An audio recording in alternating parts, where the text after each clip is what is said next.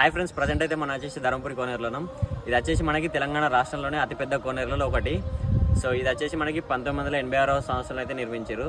దీనికైతే చాలా ప్రత్యేకత ఉంది. సో ప్రతి సంవత్సరం అయితే ఇక్కడ మనకి బ్రహ్మోత్సవాలు అయితే జరుగుతాయి. దీన్ని ధర్మపురి జాతర అని కూడా అంటారు. సో పూర్వం అయితే దీన్ని మనకి ఒక లక్ష్మీ నరసింహస్వామి భక్తుడు అయితే ఈ కోనేరుని అయితే కట్టించిండు. కోనేరు కట్టించిన తర్వాత మనకి కోనేరుకి ఎంత ఖర్చు అయింది అనేది అయితే లెక్క పెట్టిండట మనకి ఆ భక్తుడు. సో దాంతోనే మనకి లక్ష్మీనరసింహస్వామికి అయితే కోపం వచ్చి నువ్వు కట్టించిన కోనేరుకి రాను అని చెప్పిండట.